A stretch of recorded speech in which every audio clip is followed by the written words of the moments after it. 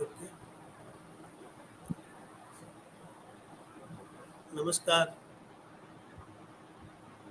આ ગયા વખતે આપણે પ્રત્યક્ષીકરણની વાત કરી હતી.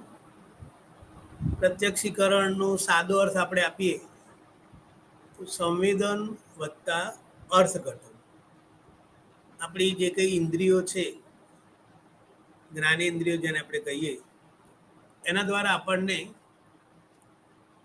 સંવેદનો થાય. દાખલા કે હું અત્યારે બોલું છું, તમે મને જોઈ રહ્યા છો, તો સાંભળવાનું અને બોલવાનું એ બે સંવેદનો, અને એને આધારે આ જે લેક્ચર છે એ સાયકોલોજીના વિદ્યાર્થીઓના જે યુનિટ છે એમાં પ્રત્યક્ષીકરણનું જે યુનિટ છે એની સાથે સંકળાયેલું છે. ગયા વખતે આપણે પ્રત્યક્ષીકરણનો અર્થ અને તેની સાથે સંકળાયેલી જુદી જુદી બાબતોની વાત કરી હતી. આજે આપણે અહીંયા પ્રત્યક્ષીકરણના સંદર્ભમાં એના પ્રકારો અને ખાસ કરીને એમાં થતી જે ભૂલો છે એની આપણે વિગતે વાત કરીશું. પ્રત્યક્ષીકરણની પ્રક્રિયા અને એનો અભ્યાસ અત્યારે મનોવિજ્ઞાનની જે જ્ઞાનાત્મક અથવા બોધાત્મક મનોવિજ્ઞાન, જેને આપણે કોગ્નેટિવ સાયકોલોજી કહીએ, એમાં મહત્વનો છે. પ્રત્યક્ષીકરણની પ્રક્રિયા માત્ર મનોવિજ્ઞાન માટે નહીં, પણ ચિત્રકારો, કલાકારો, એડવર્ટાઇઝ કરનારા, એમ જુદા જુદા જે માસ મીડિયાના લોકો છે એ લોકો આ પરસેપ્શન, જેને આપણે પ્રત્યક્ષીકરણ કહીએ, એના વ્યવહારિક પાસાઓનો ખૂબ વ્યાપક ઉપયોગ કરે છે.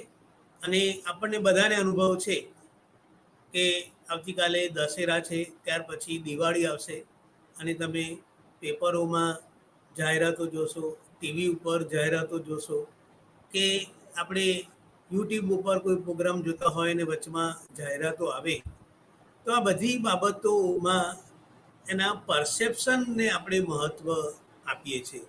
તો પ્રત્યક્ષીકરણમાં આપણે જોઈએ છીએ કે ભાઈ આપણને લંબાઈ, પહોળાઈ અને જાડાઈનો અનુભવ થાય છે.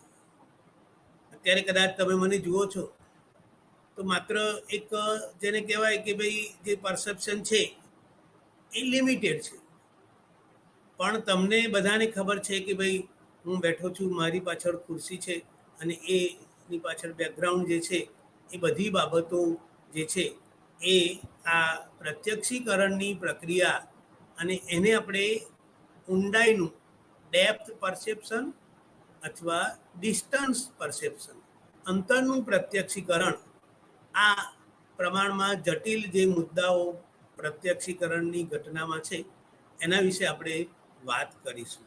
સામાન્ય રીતે આ જે અંતર છે, ઊંડાઈ છે, એના અનુભવમાં જે સંકેતો જોવા મળે છે એને મનોવૈજ્ઞાનિકો બે રીતે દર્શાવે છે. પહેલું છે એક નેત્રીય સંકેતો અને બીજા છે દ્વિનેત્રીય સંકેતો. આ બંને વિશે આપણે વિગતે વાત કરીશું, અને જ્યાં શક્ય છે ત્યાં આપણે ઉદાહરણ અને આકૃતિ દ્વારા એને સમજવા પ્રયત્ન કરીશું. તો પ્રત્યક્ષીકરણના જે એક નેત્રીય સંકેતો છે એમાં પહેલું છે સાપેક્ષનું કદ. કે ભાઈ કોઈ પણ પદાર્થ હોય એ પદાર્થનું એક કદ હોય છે, અને એ કદ આપણને કેવી રીતે અનુભવ થાય છે? એના ભૌતિક સંકેતો દ્વારા, અને સાથે સાથે મનોવૈજ્ઞાનિક સંકેતો દ્વારા પણ એનો અનુભવ આપણને થતો હોય છે. એટલે આ જે કદ છે પદાર્થનું, વ્યક્તિ હોય, કોઈ વસ્તુ હોય, એ બધી બાબતોનું એક કદ હોય છે. આપણે એક દાખલો લઈને એને સમજવા પ્રયત્ન કરીએ કે ભાઈ આપણે સ્કૂલમાં જઈએ, રિસેસનો ટાઈમ હોય, બાળકો રમતા હોય, આપણે ત્યાં ઊભા હોઈએ, અને દૂર કોઈ વ્યક્તિ ઊભેલી હોય, તો આપણું જે પ્રત્યક્ષીકરણ છે કદનું, એ ઓફર છે. એટલે કે બાળકો નજીક છે માટે મોટા લાગે, અથવા પેલી જે વ્યક્તિ દૂર છે એટલે નાના બાળક જેવી લાગે, એવું જોવા મળતું નથી. પણ આપણે જે આ કદનું પ્રત્યક્ષીકરણ છે એ આપણને એનું જે વાસ્તવિક કદ છે એનો અનુભવ કરાવે છે. પછી પદાર્થ નજીક હોય કે દૂર હોય, પણ આપણે એનું જે વાસ્તવિક કદ છે એના સંદર્ભમાં જ આપણે એને કરીએ છીએ. અને એમાં આપણા અનુભવો અને પરિસ્થિતિઓ એની અસર પણ જોવા મળે છે. અને આપણે જોઈએ છે કે ભાઈ ચિત્રકાર હોય તો એ મોટું બતાવવા માટે નજીક વસ્તુને મોટી એ કરશે, એનું કદ રાખશે, અને દૂરની વસ્તુનું નાનું કદ રાખશે, અને એ રીતે આપણને કદનો જે સંકેત છે એને સમજાવવા પ્રયત્ન કરે છે. ત્યાર પછી બીજું છે સપાટીનો ઢાળ, અથવા તો એક પેટર્ન જેને આપણે કહીએ તરા અને ઢાળ. કોઈ પણ પદાર્થ હોય એ પદાર્થને આપણે એ ખાડા ટેકરા હોવાને બદલે આપણે એને એક સરખા ચઢાણ કે ઉતરાણવાળો હોય એ રીતે આપણે એને જોવા પ્રયત્ન કરીએ છીએ. અને એને આપણે સપાટીનો ઢાળ જેને આપણે કહીએ, જેમ કોઈ પર્વત હોય અથવા તો કોઈ વસ્તુ હોય, પુલ હોય ને એનો છેડો જે ઢાળ આવતો હોય, તો એ જે ઢાળ છે એને આપણે એ કરીએ છીએ. પણ આ જે વિગતો છે કે ભાઈ પદાર્થ નજીક હોય અને જે વસ્તુ આપણને દેખાય, અને પદાર્થ દૂર હોય, દૂરની સપાટી ઉપર હોય, અને એ આપણે જોઈએ, તો આપણે જ્યારે ખાડા ટેકરા જોઈએ ત્યારે એમાં સ્પષ્ટતા કે ભાઈ નજીકવાળી વસ્તુ હશે તો એમાં આપણને ખાડા ટેકરા વધારે જોવા મળશે, પણ એ વસ્તુ દૂર હશે તો મોટે ભાગે આપણને એ સપાટ છે એવો આપણને અંતરનો અનુભવ થતો હોય છે. ત્યાર પછી ત્રીજું ઘટક છે વાતાવરણના સાપેક્ષ પરિણામની આપણે વાત કરીએ છીએ. કે ભાઈ જે વસ્તુની વિગતો અને બાહ્ય આકારની જે રેખાઓ છે એ રેખાઓનો દેખાવ એ આપણને નજીક હોય એવું લાગે, અને દૂરની વસ્તુઓનો બાહ્યાકાર અને રેખાઓ કેવી હોય છે, એ વિગતો એમ કે અસ્પષ્ટ હોય છે.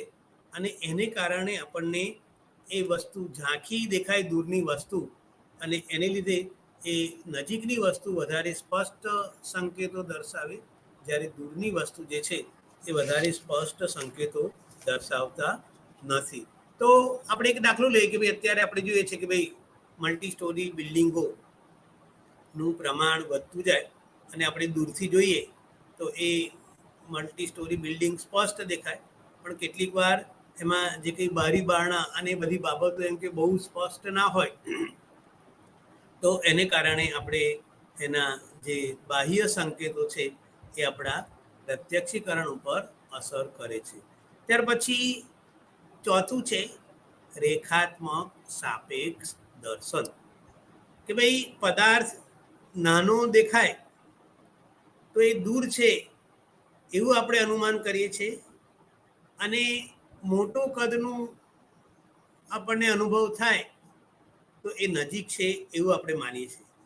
આપણે એક દાખલો લઈએ કે ભાઈ રેલવેના બે પાટા ઉપર આપણે વચ્ચે ઊભા રહીએ, જો કે ટ્રેન આવતી ના હોવી જોઈએ, અને એ ટ્રેન ના આવતી હોય ત્યારે આપણે રેલવેના પાટાની વચ્ચે ઊભા રહીએ, અને પછી આપણે દૂર નજર નાખીએ તો જેમ જેમ એ બંને પાટા દૂર જતા જાય એ એકબીજાની નજીક હોય એવું આપણને પ્રત્યક્ષીકરણ થતું હોય છે. એટલે એ બંને એકબીજામાં ભળી જાય છે એવી રીતનું આપણને એ પ્રત્યક્ષીકરણ થતું હોય છે. ત્યાર પછી છે અંતઃસ્થિતિ. તો અહીંયા ઇન્ટ્રાપોઝિશન જેને આપણે કહીએ સાદી ભાષામાં, એક વસ્તુના આકાર, એની રેખાઓ, એનો દેખાવ, અને બીજી બધી વસ્તુઓ જે છે, અને એની પાછળ જે બીજી વસ્તુ હોય તો આગળની વસ્તુ આપણને નજીક દેખાશે, પાછળની વસ્તુ દૂર દેખાય છે. અને એ રીતે આપણે કે ભાઈ આપણા આ જે નજીકની વસ્તુ છે એ અને એની પાછળ ઢંકાઈ ગયેલી વસ્તુ જે છે અને એની પાછળ ઢંકાઈ ગયેલી જે વસ્તુ છે એ એમ કે એ થાય. તો આપણે અહીંયા આ જે આકૃતિ છે એમાં જોઈશું તો બ્લુ કલરનું સર્કલ એ આપણને આગળ લાગે છે. પછી બ્રાઉન કલરનો જે ષટકોણ જેવો આકાર છે એ એની પાછળ લાગે છે અને ગ્રીન કલરનો જે ત્રિકોણ છે એ એનાથી પાછળ છે, એટલે દૂર જોવા મળે છે. તો આ રીતે નજીક રહેલી જે વસ્તુ છે એ એમ કે આપણને આ કદના પ્રત્યક્ષીકરણમાં એ કરે છે. ત્યાર પછી છઠ્ઠું છે દક કાચ સમાયોજન, એકોમોડેશન, જેને આપણે કહીએ. ભાઈ આપણે જ્યારે કોઈ પદાર્થને જોઈએ તો એ પદાર્થની આપણા પ્રતિમા આપણા નેત્રપટ ઉપર પડે છે. કે ભાઈ આપણે હું અત્યારે મારા નેત્રપટ ઉપર જે પદાર્થ સામે બોલું છું, જોઉં છું મને, અને તમે કદાચ મને જોતા હો, તો એ જે પ્રતિમા છે તો એ પ્રતિમામાં શું થાય છે, આપણી આંખની અંદર જે દક કાચ કહીએ એમાં સમાયોજન થતું હોય છે. જ્યારે આપણે દૂરનું પ્રતિબિંબ ઝીલવા માટે પ્રયત્ન કરીએ ત્યારે એ આંખ આપણી સંકોચાય છે અને એની બહિર્ગોળતા ઘટે છે અને કીકી મોટી થાય છે. કે ભાઈ આપણે દૂરની વસ્તુ જોઈએ તો આ પ્રમાણેના આપણે સમાયોજન કરીએ છીએ. અને વધારે મોટી થાય ત્યાર પછી આપણે આ દૂરના પદાર્થના જોવાની વાત કરીએ. પણ જ્યારે આપણે નજીકના પદાર્થના પ્રત્યક્ષકરણની વાત કરીએ ત્યારે એનું જે પ્રતિબિંબ ઝીલવા માટે આપણા જે દક કાચ છે એ શું થાય છે, ફૂલે છે અને આપણી જે કીકી છે એ સંકોચાય છે. અને એને કારણે આપણા જે સિલિયરી સ્નાયુ જેને આપણે કહીએ એ, અને એને કારણે આપણામાં જે સંવેદન થાય છે એ સંવેદન શેનું હોય છે, અંતરનું. કે ભાઈ એ દૂર છે એ જોવા માટે આપણી આંખની આ જે પ્રક્રિયાઓ છે એને એ કરે છે. તો આ જે આપણે વાત કરી એ ઊંડાઈના એક નેત્રીય સંકેતોની વાત કરી છે. હવે બીજો જે સંકેતો છે જેને મનોવૈજ્ઞાનિકો દ્વિનેત્રીય સંકેતો કહે છે. દ્વિ એટલે બે. ભાઈ આપણે નોર્મલી બધા બે આંખ વડે જોઈએ છે અને એ આપણા જ્યારે જે કંઈ જોવાની ક્રિયા છે તો એ જોવાની ક્રિયામાં આ જે બે આંખ છે એના ઉપયોગની આપણે વાત કરતા હોઈએ છીએ. તો એના કયા સંકેતો છે એને આપણે 1 by 1 જોવા પ્રયત્ન કરીએ. તો પહેલું છે નેત્રપટીય સ્પર્ધા. આપણું જે નેત્રપટ છે એ વસ્તુને એમ કે નજીક જોવાની હોય ત્યારે આપણે શું કરીએ છીએ, બંને આંખો પર પડતી જે પ્રતિમાઓ છે એ તદ્દન સરખી હોતી નથી. ભાઈ આપણે કોઈ એક પદાર્થને જોઈએ અને એ બે આંખ વડે આપણે જોવા પ્રયત્ન કરીએ અને મગજમાં જે મેસેજ જાય તો એ એમ કે કેવા પ્રકારનું છે એને આપણે જોવા પ્રયત્ન કરીએ. ડાબી અને જમણી, આપણી ડાબી આંખ અને જમણી આંખ જે છે એના દ્રષ્ટિ ક્ષેત્રનો જે વિસ્તાર છે એમાં તફાવત હોય છે. અને એને કારણે કે ભાઈ ડાબી આંખને જે દ્રષ્ટિ ક્ષેત્રનો ડાબો વિસ્તાર છે એ ડાબી બાજુનો આપણને સહેજ વધારે દેખાય છે, જ્યારે જમણી બાજુનો જે આંખ છે અને એનો જમણો જે વિસ્તાર છે એ વધારે હોય છે. આને આપણે નેત્રપટની વિષમતા તરીકે ઓળખાવીએ છીએ. કે ભાઈ અહીંયા બંને આંખોની છાપ એકબીજામાં ભળી જાય છે અને એને કારણે આપણે જોઈએ કે ભાઈ ડાબા વિસ્તાર ડાબી બાજુનો વધારે હોય, જમણી બાજુ વધારે હોય, પણ કુદરતે એવી રચના કરી છે કે જ્યારે બંને આંખો વડે આપણે કોઈ પદાર્થને જોઈએ તો એને કારણે આપણને એ આકૃતિમાં ઊંડાણ અને અંતરનો અનુભવ થતો હોય છે. ત્યાર પછી છે કેન્દ્રીકરણ. પદાર્થને જોવામાં આપણી બંને આંખો ઉપર નીચે, ડાબી બાજુ જમણી બાજુ, કે ભાઈ અપ્સ ડાઉન, ડાબી બાજુ અને જમણી બાજુ થતી હોય છે.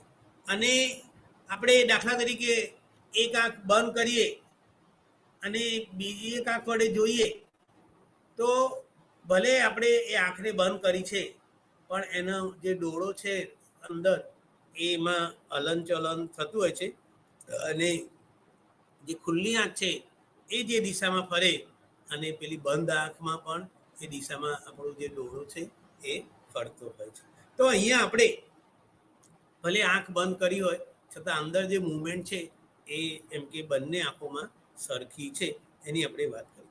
બે આંખોના આ સહકારથી જે આપણે પ્રત્યક્ષીકરણ કરીએ છીએ, અને આ જે વાત છે એ ખૂબ નાનપણથી એનો વિકાસ આપણા બધામાં થઈ જાય છે કે ભાઈ બાળક નાનું હોય ત્યારે એને આ બંને આંખમાં એ ઉપર નીચે ડાબી જમણી બાજુ જોવાના અને એના જે કંઈ ફેરફારો છે એનું ડેવલપમેન્ટ થાય છે.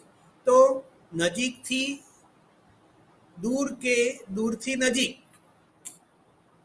આપણે દ્રષ્ટિ ફેરવીએ કે ભાઈ હું અત્યારથી નજીક છે, નજીકની દ્રષ્ટિથી દૂર જોવું અને દૂરથી નજીક જોવું, તો એ જે છે એમાં બંને આંખોનું કેન્દ્રીકરણ કે ભાઈ એ ડાબી અને જમણી આંખ અને એક એનું સેન્ટર જેને કહીએ એ થાય છે. અને એ બંને આંખો દ્વારા ભલે આપણે એમ કે ડાબી જમણીની વાત કરીએ પણ આપણું જે પરસેપ્શન છે કેવું છે, એક જ છે.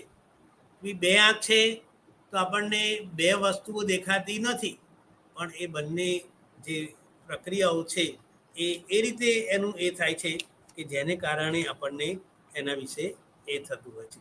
તો અહીંયા આ બે આંખોના જે જુદા જુદા ઉપર નીચે ડાબી જમણી બાજુ જે કંઈ વાત થતી હોય એને આપણે સમજવા પ્રયત્ન કરેલો છે કે ભાઈ આંખો જે છે એ આંખોને કારણે આપણે એમ કે આ બંનેમાં ડાબી અને જમણીની જે પ્રતિમા છે એ ભેગી થાય છે અને પછી આપણને એનું પ્રત્યક્ષીકરણ થાય છે.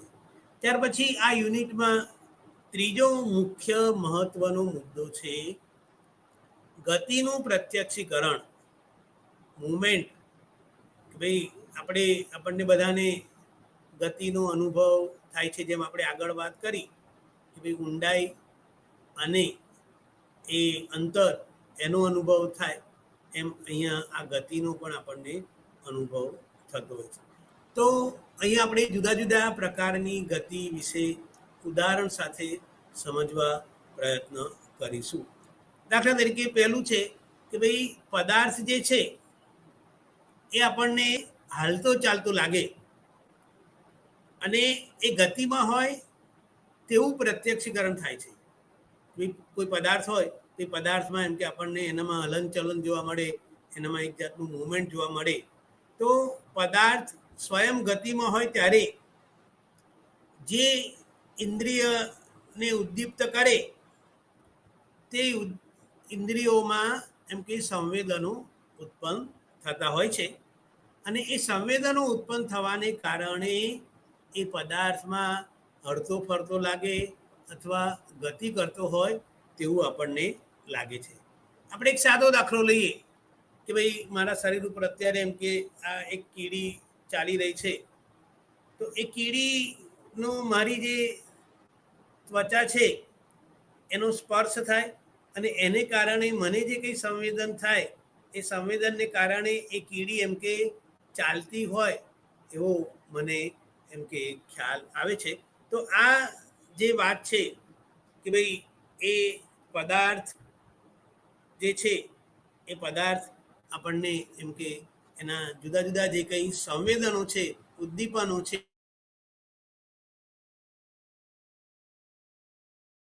આપણે મોટર ચાલતી હોય, આકાશમાં વિમાન ઉડતું હોય, એને આપણે જોઈએ અને એને એ થાય. ત્યાર પછી બીજું છે આભાસી ગતિ.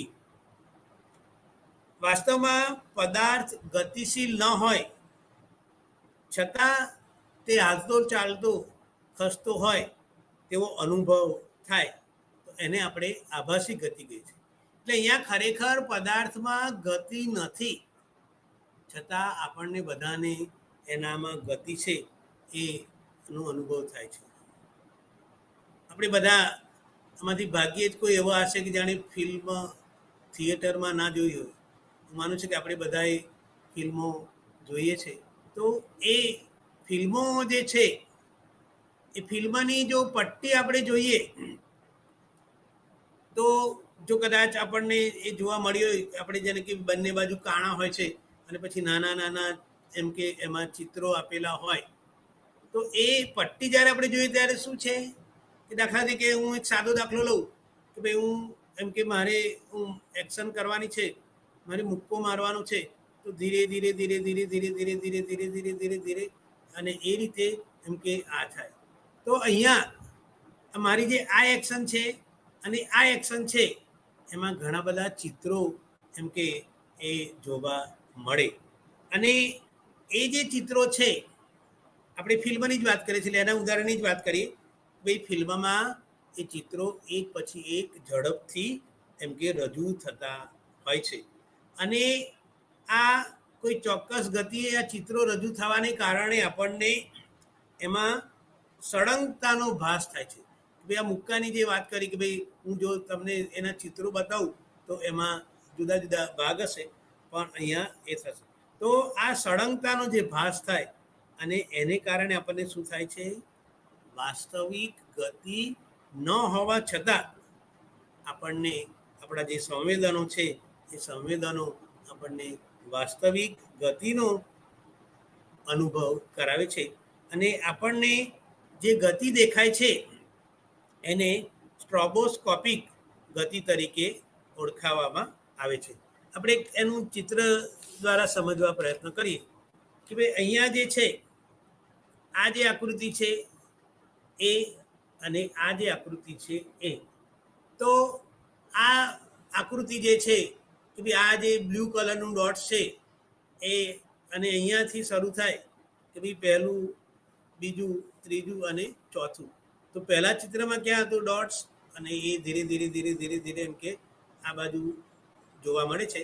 અને આ જે છેલ્લું ફાઇનલ ચિત્ર છે એમાં એ ડાબીથી જમણી બાજુ એમ કે જાય છે અને એમાં સમયનું જે ઘટક છે એ ઘટકને આપણે એમ કે ધ્યાનમાં રાખીએ તો અહીંયા આ જે આકૃતિ છે એ આકૃતિને આપણે એ રીતે જોવા પ્રયત્ન કરેલો છે.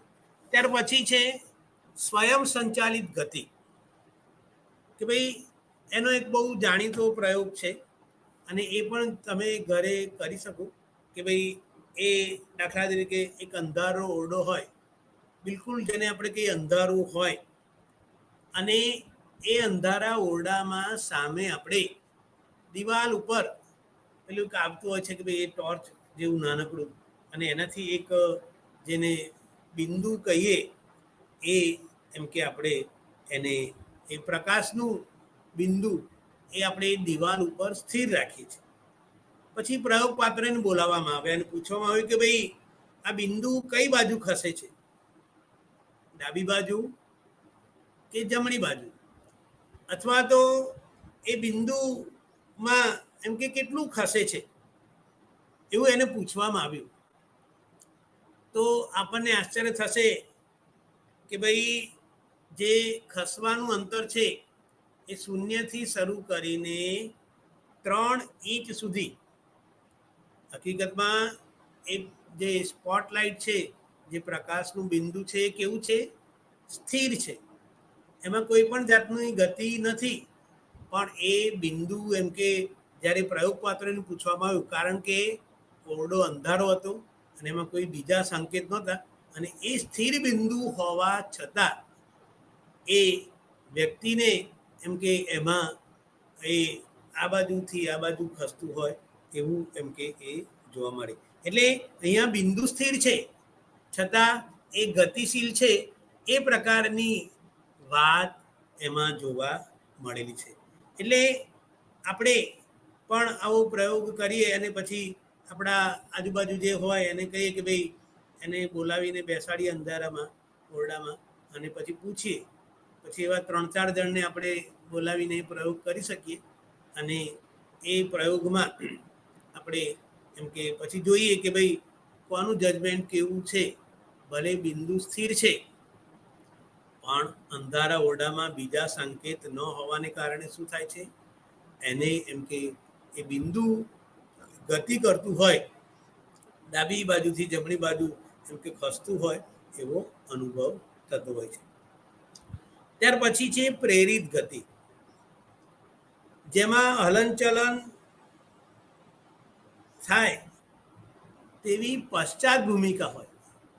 આપણે આગળ વાત કરી છે આના પહેલાના લેક્ચરમાં આકૃતિ અને ભૂમિકા, ફિગર એન્ડ બેકગ્રાઉન્ડ.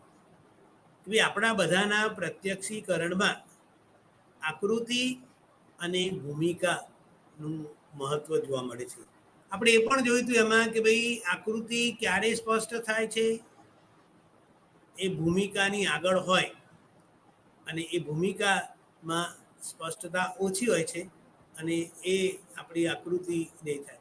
તો અહીંયા પણ આપણે એમ કે પરાગતિમાં જે પદાર્થ છે પાછળ, જેને ભૂમિકા કહીએ, બેકગ્રાઉન્ડ છે, એમાં હલનચલન થાય છે અને એને કારણે કેન્દ્રમાં રહેલો જે પદાર્થ છે એ સ્થિર છે, છતાં આપણને એમાં હલનચલનનો અનુભવ થતો હોય છે. તો એનું કારણ શું છે કે ભાઈ પશ્ચાત ભૂમિકામાં હલનચલન છે અને એને કારણે આપણું જે પ્રત્યક્ષીકરણ છે એ પ્રત્યક્ષીકરણ કેવું છે, આગળ જે આકૃતિ છે એમાં એમ કે હલનચલન થાય છે એવો આપણને અનુભવ થાય છે અને એ ગતિ, એમાં હિલચાલ છે, એ આપણે બધાને, જેને આપણે જોનાર કહીએ, એને એનો અનુભવ થતો હોય છે. આપણને બધાને આપણે આ ઘણીવાર જોઈએ છે.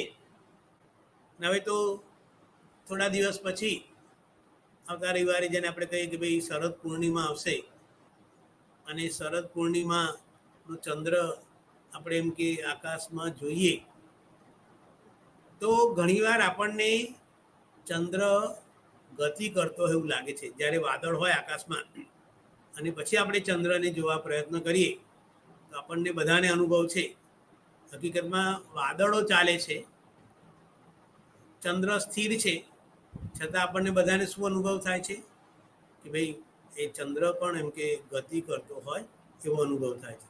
એટલે આપણે દરેક જણ કે ભાઈ આ શરદ પૂનમે એમ કે જે ચંદ્ર છે એને જો વાદળવાળું વાતાવરણ હોય અને એમાં જો આપણે જોવા પ્રયત્ન કરીશું તો આ પ્રકારનું જે પ્રત્યક્ષીકરણ છે એ આપણને જોવા મળે છે. એટલે આ પ્રત્યક્ષીકરણમાં જે પશ્ચાત ભૂમિકા છે એમાં હલનચલન છે અને આકૃતિ છે એ સ્થિર છે અને એને કારણે આપણું જે પ્રત્યક્ષીકરણ છે એમાં આપણને ગતિનો અનુભવ થતો હોય છે. અને એનો એક આપણે બીજો પ્રયોગ લઈએ કે ભાઈ દાખલા તરીકે એક લંબચોરસ ફ્રેમ લઈએ અને એ ફ્રેમમાં આપણે વચ્ચે એક બિંદુ પ્રકાશનું રાખીએ અને પછી આ જે ફ્રેમ છે એને ઉપર લઈ જઈએ, નીચે લાવીએ, ડાબી બાજુ લઈ જઈએ, જમણી બાજુ લઈ જઈએ, આમ લઈ જઈએ, આમ લઈ જઈએ, તો એ પ્રકારનું જો આપણે એમ કે એ ફ્રેમને આગી પાછી કરીએ તો અંદર જે બિંદુ છે એ બિંદુ સ્થિર છે, છતાં આપણને એમ કે ખસતું હોય.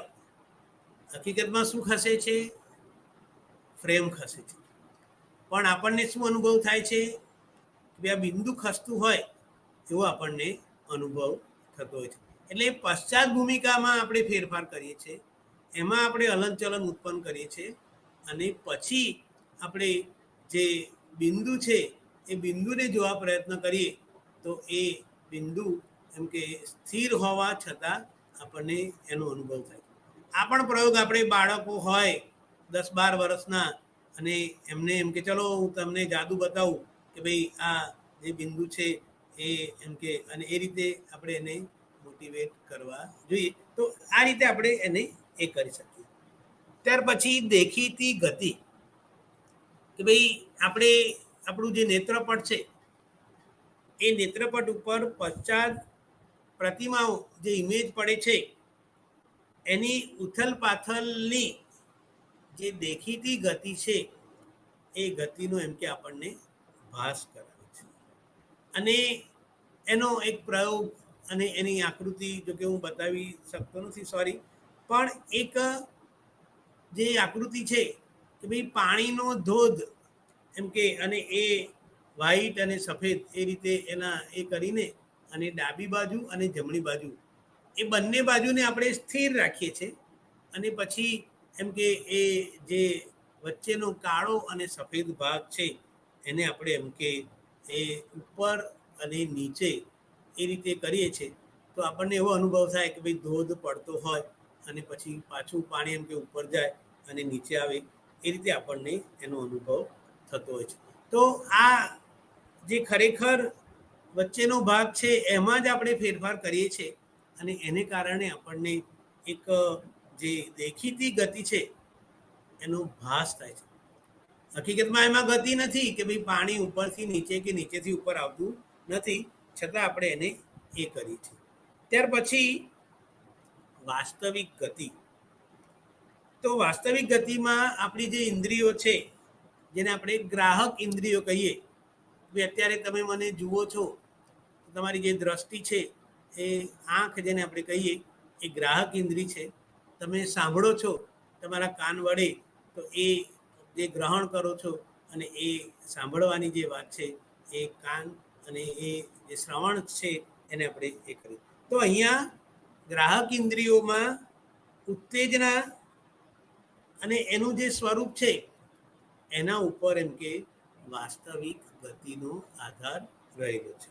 અને એ પદાર્થની ગતિનું પ્રત્યક્ષીકરણ આપણને એની જે સંદર્ભ ભૂમિકા છે એના અને એને આધારે આપણને એમ કે ગતિની જે ઝડપ છે એ પણ જોવા મળે છે. એટલે કોઈ પણ પ્રત્યક્ષીકરણની જ્યારે આપણે વાત કરીએ ત્યારે ઊંડાઈના પ્રત્યક્ષીકરણની વાત કરીએ કે એ બીજી બધી બાબતોની વાત કરીએ ત્યારે સંદર્ભ બહુ મહત્વનો છે. જેને આપણે એક એ સંદર્ભ કેવો છે, સાપેક્ષ છે.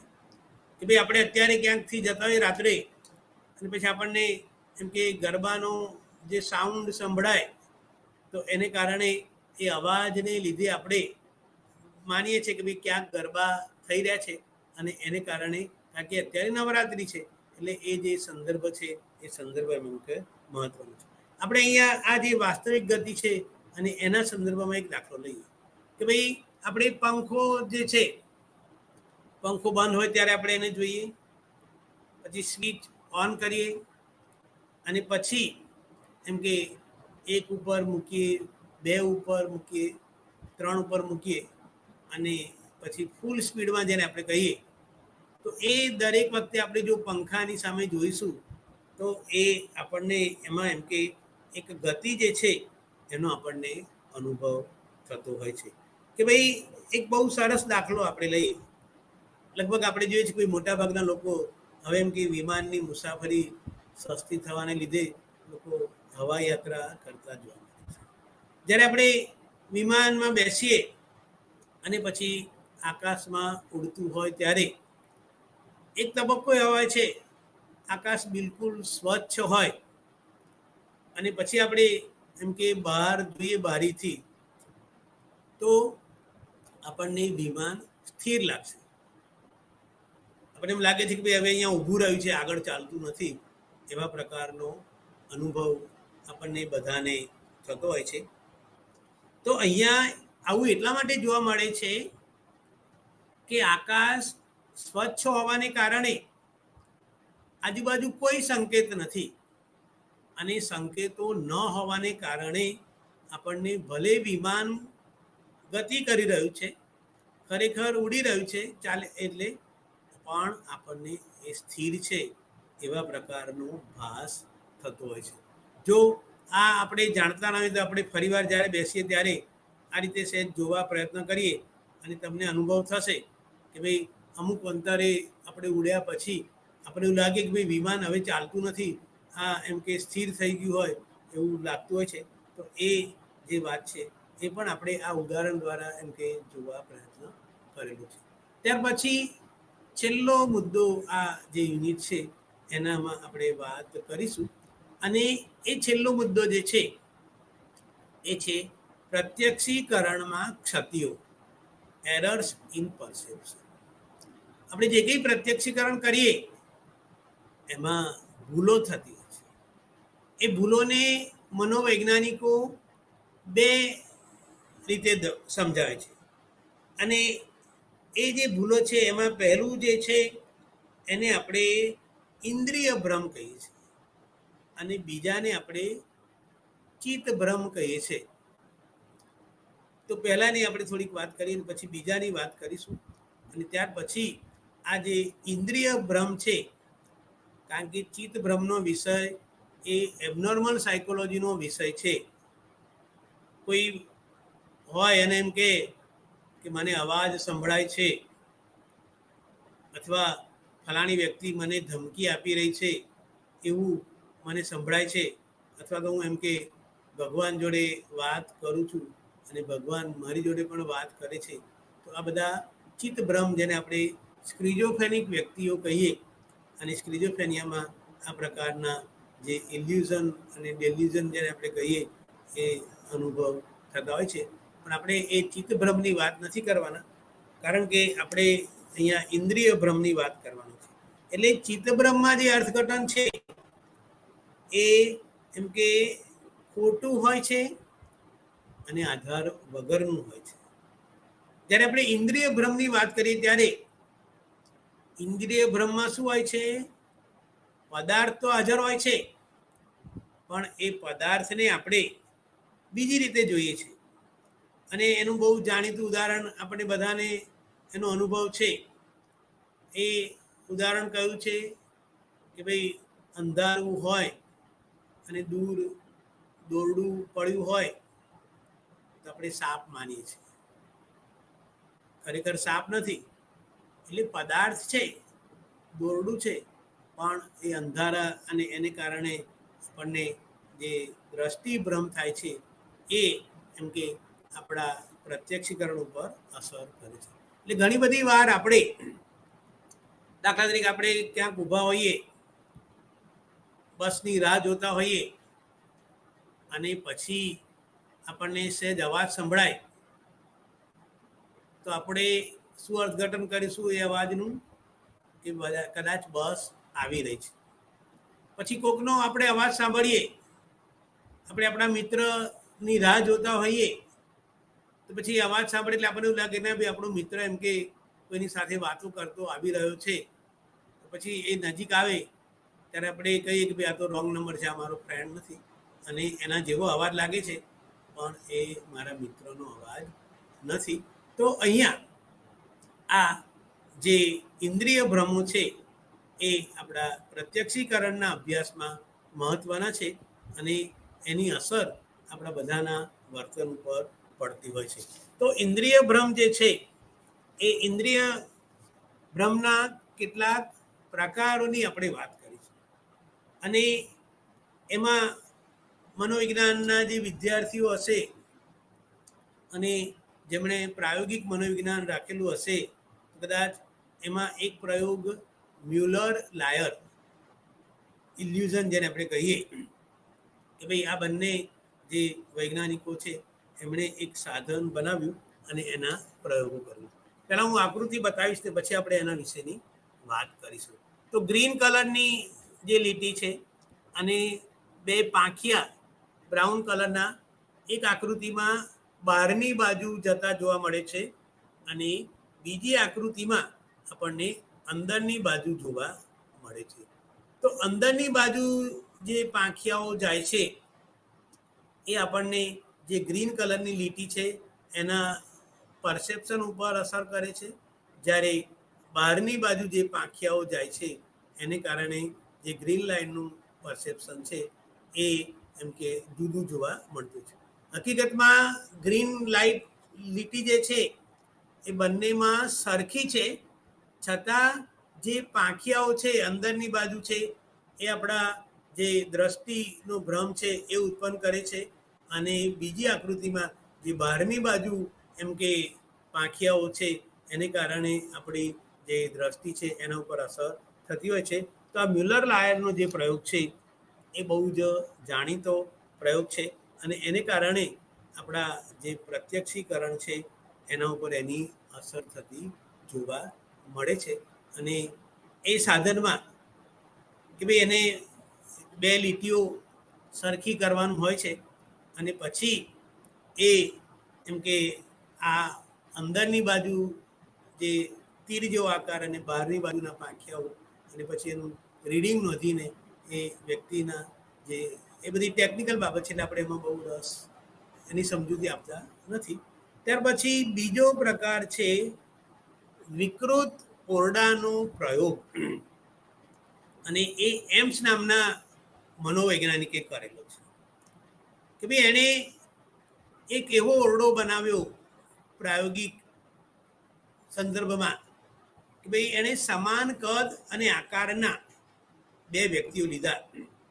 ભાઈ બંનેની જેને આપણે કહીએ ને કે ભાઈ બંને 5 ફૂટ 5 હોય તો બીજો પણ 5 ફૂટ 5 હોય એનો બંનેનું જેને કહીએ કે ભાઈ એક સિમેટ્રિકલ કે ભાઈ એક બહુ જાડો એવો નહીં કે પાતળો એવો નહીં પણ બંને સરખા હોય એ વજનની અને આકારની દ્રષ્ટિએ એવી બે વ્યક્તિઓને એણે લીધી.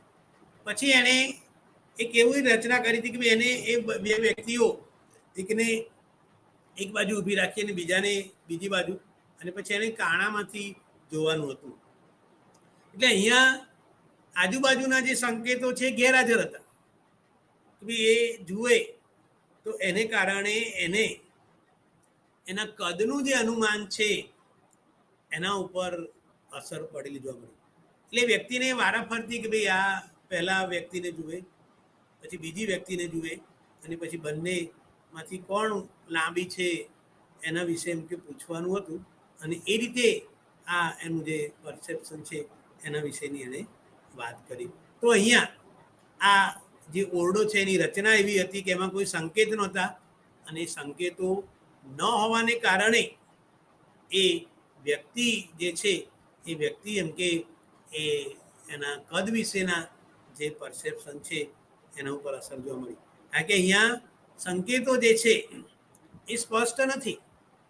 એટલે આ એક બહુ મહત્વની વાત છે જે આપણે યાદ રાખવી જોઈએ કે ભાઈ જ્યારે આપણે કોઈ પણ પદાર્થનું પ્રત્યક્ષીકરણ કરીએ છીએ ત્યારે આપણે શું કરીએ છીએ એનો જે સંદર્ભ છે આજુબાજુની પરિસ્થિતિ જે છે અનુભવ છે એને આપણે ધ્યાનમાં રાખીએ છીએ અને એને કારણે કદાચ આપણને શરૂઆતમાં દ્રષ્ટિભ્રમ થાય તો પછી આપણે ના કે ભાઈ આપણો જે રેફરન્સ જોઈએ આપણો જે એક્સપિરિયન્સ છે અને જે પૂર્વ અનુભવ અને એ બધી બાબતોને કારણે આપણે એ દ્રષ્ટિભ્રમનો ભોગ બનતા નથી. આપણે એમ કે દાખલા તરીકે ઘણીવાર કે ભાઈ કોઈ વ્યક્તિ હોય બંનેનું કદ સરખું છે પણ એ વ્યક્તિને એકને આપણે ઊભી લાઇનિંગ વાળું શર્ટ એમ કે પહેરાવીએ અને બીજાને આડી લાઇનિંગ વાળું શર્ટ પહેરાવીએ. બંને 5.5 ઇંચના જ છે અને પછી આપણે કહીએ કે ભાઈ આમાંથી લાંબુ કોણ છે તો શું થશે એ ઊભી અને આડી જે બાબતો છે કે ભાઈ એ આપણા પ્રત્યક્ષીકરણ ઊભી લાઈન વાળો આપણને વધારે ઊંચો દેખાશે અને જે આડી લાઈન વાળો શર્ટ પહેર્યો છે એ આપણને એમ કે નીચો જોવા મળશે. તો અહીંયા આ જે ઓરડો છે એની આપણે વાત કરી. ત્યાર પછી બીજો એક દ્રષ્ટિભંગ જે છે એ એમ કે બહુ જાણીતો છે અને એમાં આપણે એમ કે પોનાસ નામનો જે દ્રષ્ટિભ્રમ છે એની આપણે વાત કરીશું. એ પહેલાં આપણે એની આકૃતિ જોવા પ્રયત્ન કરીએ. તો અહીંયા બ્રાઉન કલરનું જે અહીંયા છે અને ઉપર પણ બ્રાઉન કલરનું છે. અહીંયા બંને બાજુ બ્લુ કલરની એમ કે એને આપણે કહીએ કે ભાઈ એ આગળ ધીરે ધીરે એમ કે ભેગી થતી હોય એવો આપણને અનુભવ થાય. આ જે છે એની લંબાઈ અને આની લંબાઈ સરખી છે છતાં આપણને આ જે બ્લુ કલરના જે ટ્રેક છે એને કારણે આપણું જે પ્રત્યક્ષીકરણ છે એ પ્રત્યક્ષીકરણ એમ કે એના ઉપર એક જાતનું દ્રષ્ટિભ્રમ ઉત્પન્ન થાય છે અને એમ કે આ નાનું હોય અને આ મોટો હોય એવો આપણને અનુભવ થતો હોય છે. એટલે આ જે અનુભવ છે એ ફોનાઝના દ્રષ્ટિભ્રમ તરીકે જાણીતો છે.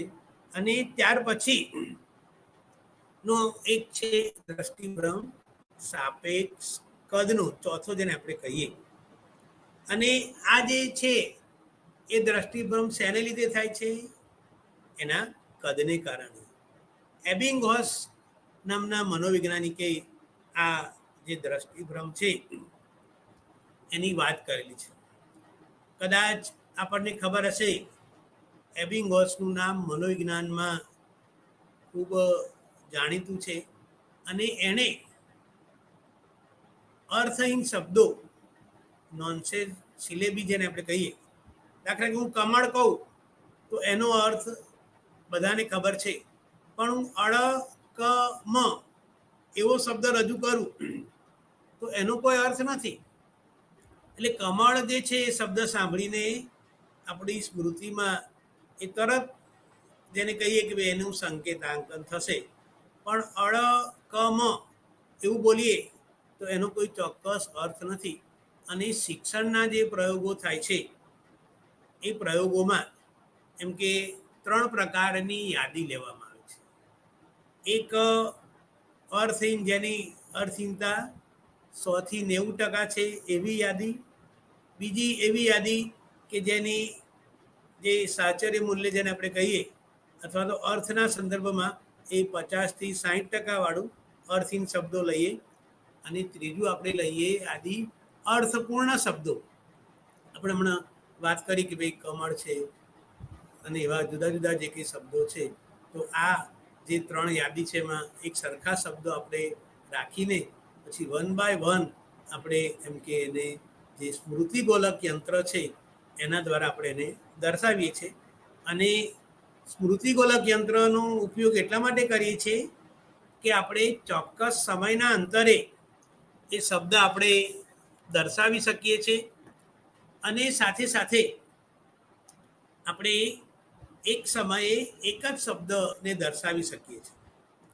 એ સ્મૃતિગોલક યંત્ર, ગોલક એટલે ગોળ ફરે કે ભાઈ એ 1 by 1 અમુક સમયના અંતરે એ આવી બારી હોય એમાંથી એને શબ્દ દેખાય અને એ શબ્દ જુએ, પછી આપણે એને કહીએ કે ભાઈ શું શબ્દ હતો, એને લખવાનું કહીએ અને પછી એને એ સાચું છે કે ખોટો એને આપણે પ્રતિક્રિયા નોંધીએ.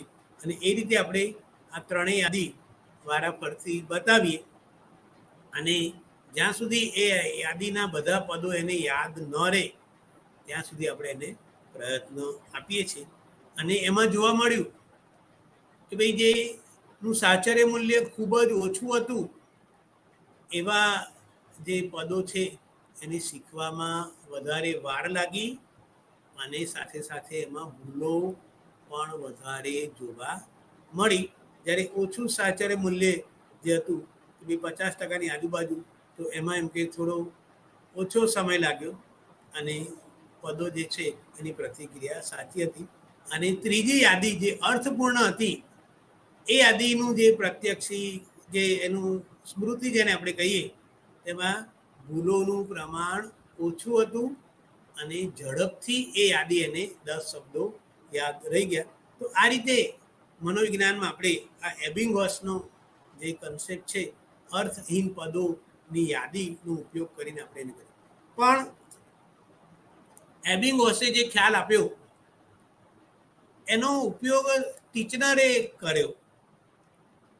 આપણે બધાને ખબર હશે કે ભાઈ મેં મારા પહેલા લેક્ચરમાં ટીચનરની વાત કરી હતી અને એ આપણે જુદા જુદા સંપ્રદાયોની વાત કરી હતી. મનોવિજ્ઞાનના ઇતિહાસની વાત કરી ત્યારે આપણે જોયું હતું કે ભાઈ મનોવિજ્ઞાનના ઇતિહાસમાં એમ કે જે પહેલું રચનાવાદ, કાર્યવાદ, એમ જુદા જુદા જે કંઈ વાદો છે, તો એ આ ફંક્શનલ સાયકોલોજીસ્ટ ટીચનરે, અને એ જે આકૃતિ હું તમને બતાવું છું એને ટીચનર સર્કલ તરીકે ઓળખવામાં આવે છે. આ જે આકૃતિ છે એમાં 2 બિંદુ છે બ્લુ કલરનું, અને એની આજુબાજુ બ્રાઉન કલરના સર્કલ છે. બીજી આકૃતિમાં બ્લુ કલરનું અને એની આજુબાજુ બ્રાઉન કલરના સર્કલ છે. તમે એને ધ્યાનથી જુઓ. અને કઈ આકૃતિમાં, આ આકૃતિમાં જે બ્લુ ડોટ છે એ મોટું છે કે આ આકૃતિમાં જે બ્લુ ડોટ છે એ મોટું છે? થોડીક મિનિટ તમે વિચારો કે ભાઈ આ આકૃતિમાં જે ડોટ છે એ મોટું છે બ્લુ કલરનું, કે આ આકૃતિમાં જે ડોટ છે એ મોટું છે? તો મોટાભાગના શું કહેશે? આ આકૃતિમાં જે ડોટ છે એ મોટું છે અને આ આકૃતિમાં જે ડોટ છે એ નાનું છે. પણ હકીકતમાં બંને જે બિંદુઓ છે એ કેવા છે? એક સરખા છે. બંનેનું જે કદ છે કે ભાઈ જેને આપણે સાદી ભાષામાં કહીએ એનો વ્યાસ એમ કે 2 સેન્ટીમીટર હોય, તો આનો વ્યાસ પણ 2 સેન્ટીમીટર જ છે. પણ શું છે? આજુબાજુના જે સર્કલ છે કે ભાઈ બ્લુ કરતાં નાના છે, તો એ આપણને બ્લુ મોટું છે એવું અર્થઘટન કરવા પ્રેરે છે. જ્યારે બાજુ આ આકૃતિમાં બ્લુ સર્કલની આજુબાજુ જે બ્રાઉન સર્કલ છે એ મોટા છે, અને એને કારણે આપણને શું થાય છે કે ભાઈ જે વચ્ચેની આકૃતિ છે, બિંદુ છે, એ નાનું જોવા મળે છે. તો આ સરખા હોવા છતાં આપણને એમ કે જે સંદર્ભ છે, સાદી ભાષામાં કહીએ કે અહીંયા બિંદુઓ સર્કલો નાના છે, એને કારણે આપણા દ્રષ્ટિભ્રમમાં એમ કે એ જોવા મળે છે. અહીંયા સર્કલો મોટા છે, એને કારણે આ જે બ્લુ સર્કલ છે એના સંકેતોને કારણે આપણને દ્રષ્ટિભ્રમ થતો હોય છે. એટલે આકૃતિમાં એમ કે બંને બ્લુ જે સર્કલ છે એ એક સરખા હોવા છતાં જે આજુબાજુના સર્કલો છે એનું જે કદ છે એ કદ આપણા પ્રત્યક્ષીકરણ ઉપર એની અસર કરે છે. અને એને કારણે કે ભાઈ બંને બ્લુના વ્યાસ સાદી ભાષામાં કહીએ સરખા હોવા છતાં આપણે એને નાના અને મોટા એ કરીએ છીએ. અને છેલ્લો જે ઇન્દ્રિય ભ્રમ છે એ ચંદ્ર ઇન્દ્રિય ભ્રમ. એ એમ કે ચંદ્રની આપણે આગળ વાત કરી કે ભાઈ આપણે થોડા દિવસ પછી એમ કે આ રવિવારે પૂનમ આવવાની છે, શરદ પૂનમ, અને એનો સંદર્ભ કે શરદ પૂનમનો જે ચંદ્ર છે અને એને આધારે આપણે એમ કે એને એ કરવા પ્રયત્ન કરીએ.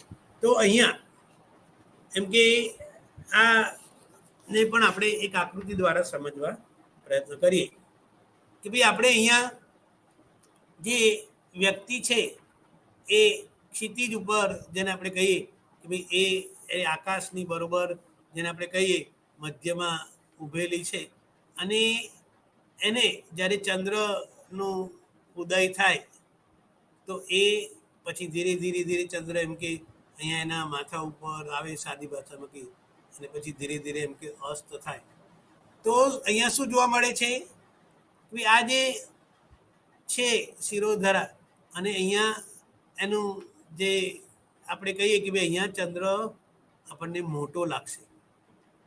પછી જેમ જેમ એ ઉપર આવે એમ એનું કદ નાનું થાય, અને પછી માથા ઉપર આવે ત્યારે એનું કદ એમ કે મોટું જોવા મળે, અને પછી એ અસ્ત થતો હોય તો પણ, અને પછી આપણને એમ કે એનું જોવા મળે. એટલે અહીંયા જે ક્ષિતિજ છે જેને આપણે કહીએ એ એના કદના જે પ્રત્યક્ષીકરણ છે એના ઉપર એમ કે અસર કરતું હોય છે.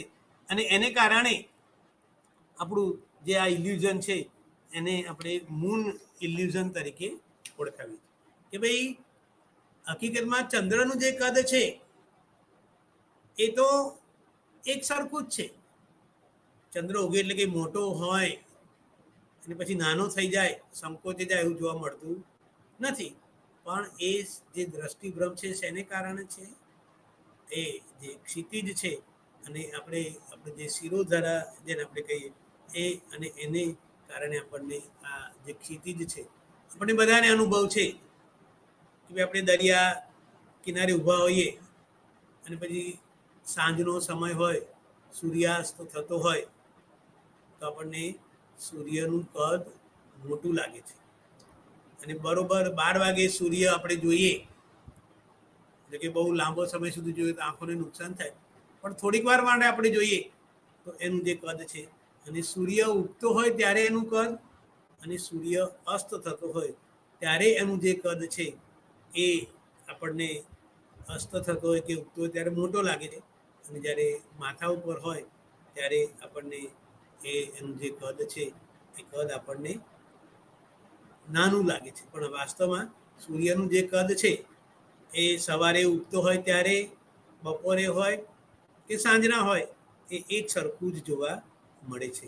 તો એ જેમ આપણે ચંદ્રની વાત કરી ને, ચંદ્ર સ્થિર છે અને વાદળો એની આજુબાજુ જે એમાં ગતિ છે, એને કારણે આપણે ચંદ્ર ચાલતો હોય, ગતિ કરતો હોય એવું જો આપણે જોવા પ્રયત્ન કરીએ તો એ આપણને એનો અનુભવ થતો હોય છે.